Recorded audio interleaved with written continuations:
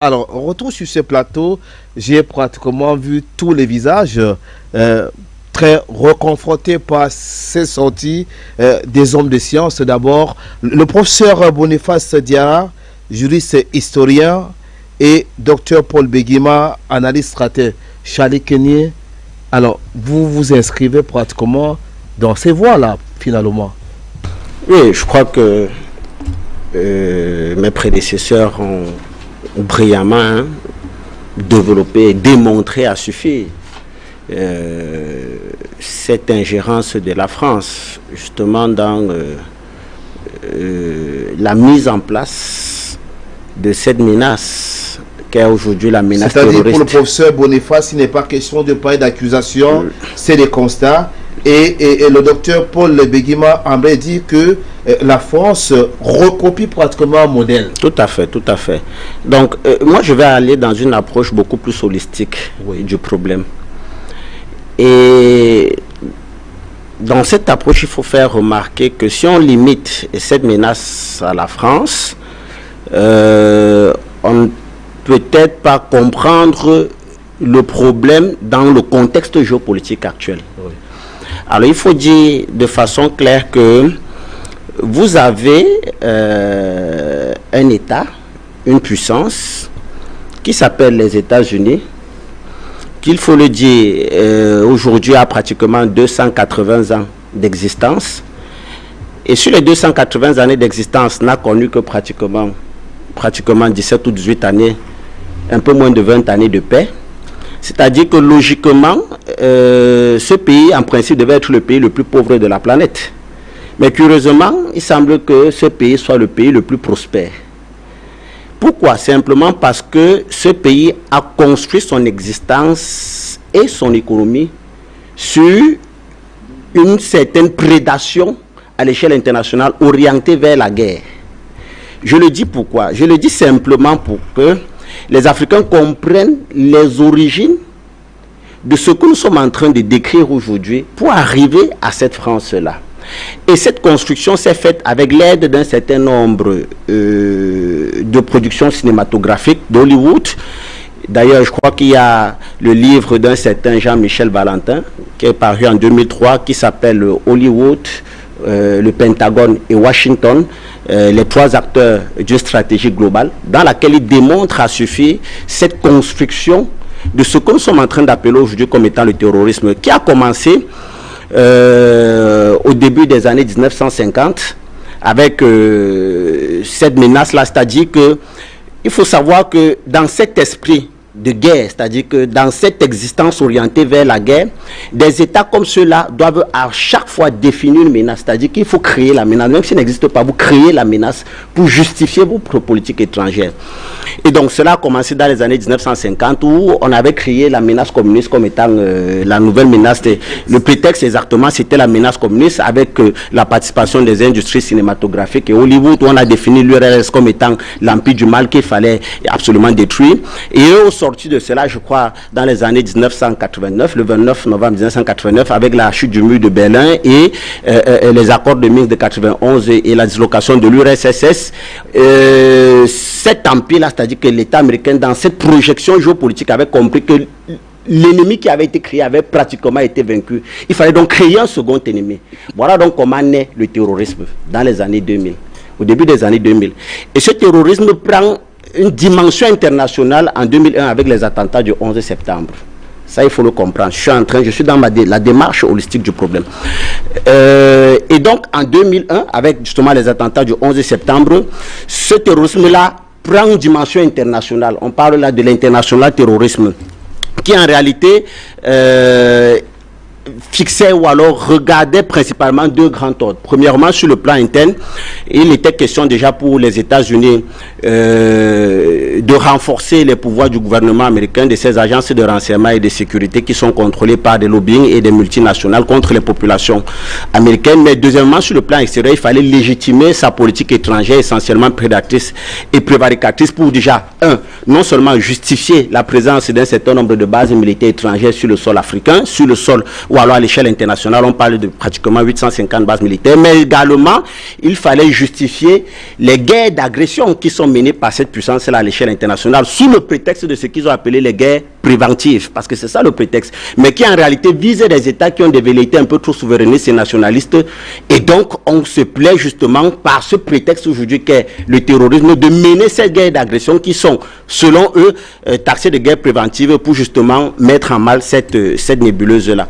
Quand je l'ai dit, donc, je reviens au problème du Niger et du Sahel avec la menace terroriste et vous française. Vous écoutez au Chalir. Bien.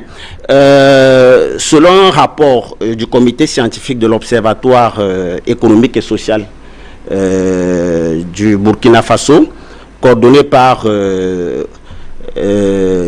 Bernabé Kambou, il ressort que les principaux financiers du terrorisme dans la bande sahélo-sahélienne, autant pour moi, premièrement sont la France et ses voisins occidentaux. C'est un travail scientifique qui a été mené. Les gens peuvent aller le lire. D'ailleurs, c'était publié par un média qui s'appelle Heure d'Afrique. Et c'est pourquoi le professeur Boniface dira pas de constat. Exactement. Les premiers, selon cette analyse, démontrent que les premiers financiers du terrorisme dans ces bandes-là, c'est la France et ses voisins occidentaux. Les seconds sont les sociétés multinationales occidentales. Le troisième, c'est l'Arabie Saoudite. Quatrième, le Qatar. Et enfin, les Émirats Arabes Unis. D'ailleurs, quelques faits. Il vous souvient qu'en 2013, la France s'était entendue sur la route de Kano avec le chef terroriste Iyad Agali, qui est justement le cerveau des attentats contre l'état-major général des armées du Burkina Faso du 2 mars 2018. C'est justement l'entente qu'il y a eu entre l'armée française et les services de la DGSE qui ont permis à ce que plus tard le Mali soit partitionné, parce que ça, ils ont donné non seulement du temps, mais également les moyens à ce terroriste-là qui plus tard a su se mobiliser autour de cette alliance qu'ils ont appelée la CMA, la coordination des mouvements de l'Azawad, pour justement mettre en mal l'état malien, et qui a permis justement, avec la complicité de la MINUSMA, qui est justement venu dans le cadre de cette crise jouer le rôle de force tampon, empêchant les autorités ou alors les forces armées maliennes de justement mener un certain nombre de patrouilles dans le nord, de permettre à ce que ceux-ci se renforcent.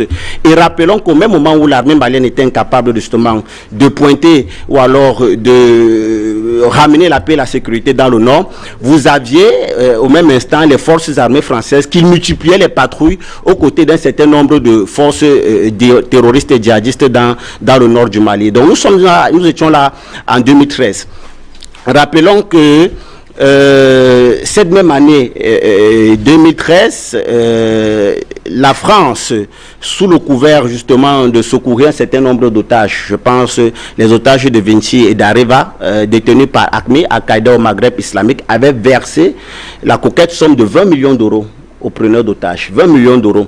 Et ce qui doit frapper dans cette information, c'est qu'il faut dire que quelques mois plus tard, deux journalistes français, je crois, on nous parlait de Ghislaine Dupont et de certains Alain Verlon, ont été assassinés justement par les mêmes personnes à qui la somme d'argent avait été remise des mois avant.